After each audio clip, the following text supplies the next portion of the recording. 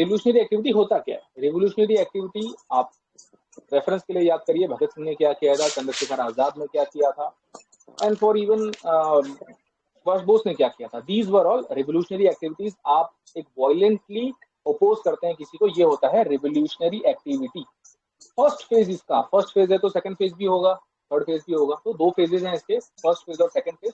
First phase 1907 में शुरू हुआ। 707 में ही क्यों शुरू हुआ आप लोगों ने एक बार पढ़ के रखा है, इसलिए मैं एक्सपेक्ट करता हूँ कि आप लोगों को स्वदेशी मूवमेंट के बारे में पता होगा या अंदाजा होगा किस रेफरेंस में शुरू हुआ था, किस टाइम फ्रेम में शुरू हुआ था। 1905 में स्वदेशी मूवमेंट शुरू हुआ था और वो 1907 के आसपास तक फिजल आउट होने लगा था, इसीलिए रिवोल्यूशनरी एक्टिविटी शुरू हुई 1907 में। क्यों? क्योंकि जो यंगर जनरेशन होती है, जो यूथ होता है, वो बहुत ज्यादा मोटिवेटेड होता है, तो मूवमेंट खत्म हो गया अचानक से, वो उसे पसंद नहीं आता। मूवमेंट खत्म हो गया तो उन्होंने रेवोल्यूशनरी एक्टिविटी शुरू कर दी।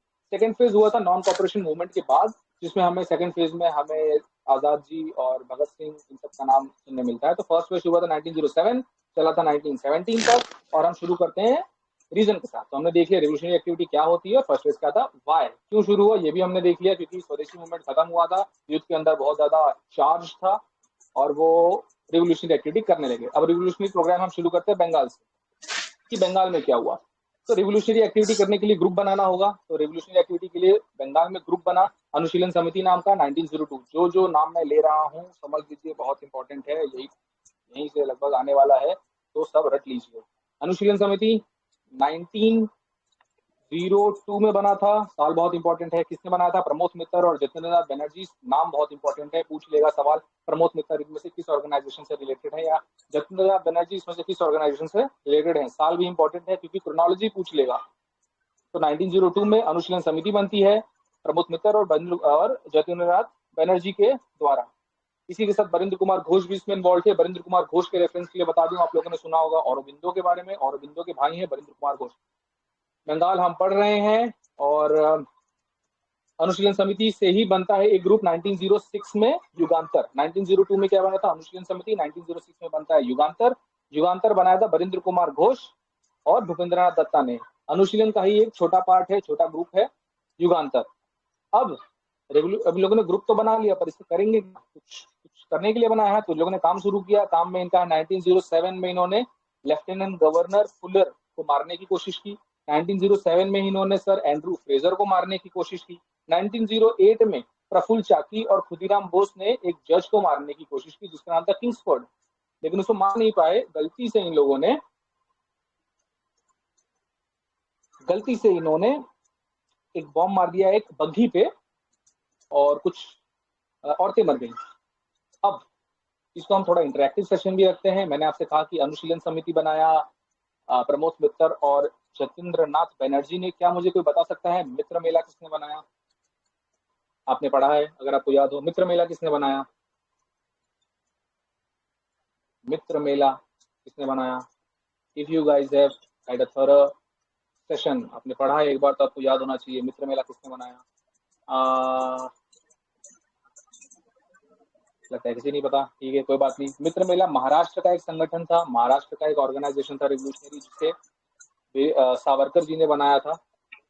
हम ऐसे ही कुछ क्वेश्चंस करते रहेंगे, अभी आपको नहीं आ रहा है, धीरे धीरे आने लगेंगे सवाल जब मैं पीछे के पूछूंगा। तो हम कहा थे 1908 में प्रफुल्ल चाकी और खुदीराम बोस ने बॉम्ब गिराया। तो इन लोगों ने ग्रुप बनाया रेवोल्यूशनरी एक्टिविटी के लिए। रेवोल्यूशनरी एक्टिविटी में क्या किया? 07 में मारा, 1907 में फ्रेजर को मारा, फुलर को मारा और किंग्सफोर्ड को मारने की कोशिश की। 1908 में जो किंग्सफोर्ड को मारने की कोशिश की, बहुत ही बड़ा इवेंट बन गया। इसका नाम है अलीपुर कॉन्स्पिरेसी, इसी का नाम है मुरारीपुकुर कॉन्स्पिरेसी, इसी का नाम है मानिकटोला कॉन्स्पिरेसी।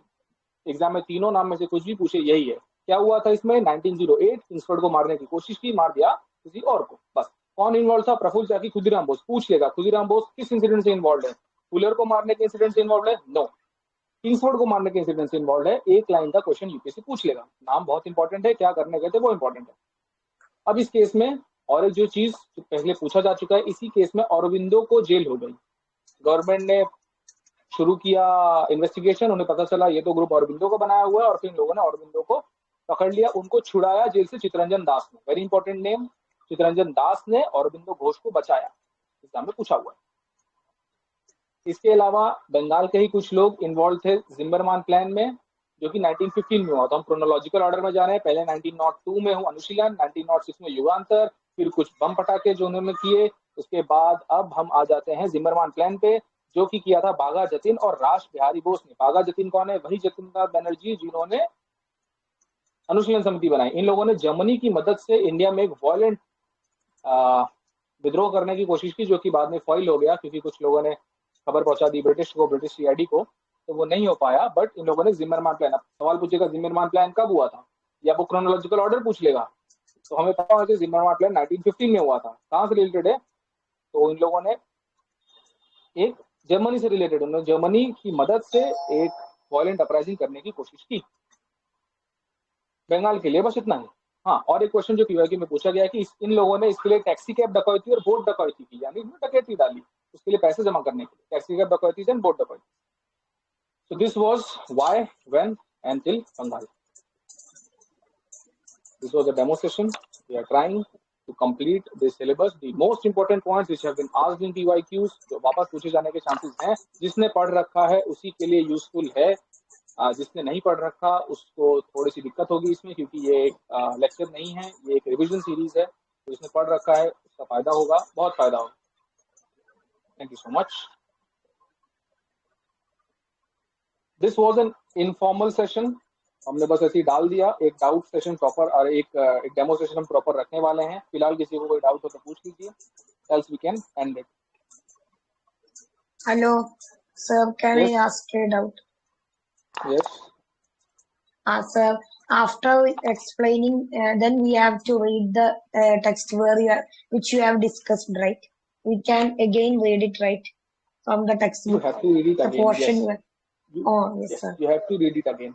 मैं तो ये भी recommend करूँगा, guys, we'll tell you which chapters we are going to take up. It would be very, very helpful if you guys give it a read and come.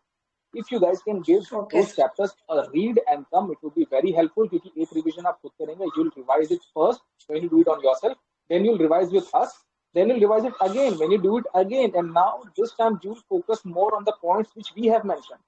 So it is very important that you have covered the syllabus at least once thoroughly, revise, give those chapters a read which we are taking up, and then revise it with us. And the next time you revise it, you know which points to focus on, which points have been asked question on, and we will tell you where you have to hit hard, where you have to go blank.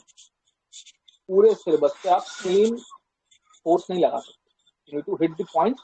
उस book में you need to hit the points which are most important. So it will be very helpful if you revise and come once. Okay, sir. So we'll have an active revision session again. Okay. Anyone else?